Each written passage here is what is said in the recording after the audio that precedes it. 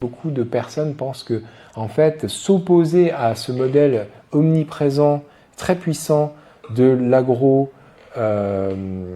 l'agro-industrie, de l'agriculture intensive et extensive, s'opposer à ce modèle, c'est promouvoir un modèle archaïque qui nous exposerait à la famine. Ce n'est pas ça. En fait, il y a toujours une alternative. Un juste milieu aussi. Mais c'est même pas le but, c'est même pas de faire une moyenne entre les deux, c'est de dire, en fait, il y avait des bonnes choses qui étaient faites avant, et on peut reconstruire ces bonnes choses en rajoutant les progrès qui ont été faits dans notre connaissance des fonctionnements des écosystèmes, l'écologie du sol, les cycles de rotation, l'utilisation en fait d'outils qui n'existaient pas il y a 50, 100 ans.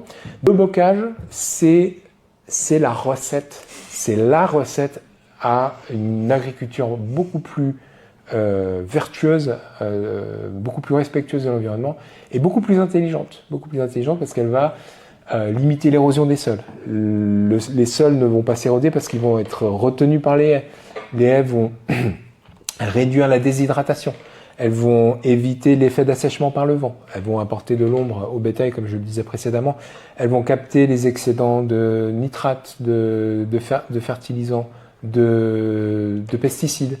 Elles vont remplir un tas de fonctionnalités qui sont proportionnelles en fait au linéaire, au nombre de kilomètres de haies, à la complexité du paysage, à cette mosaïque de paysage qu'apporte la haie.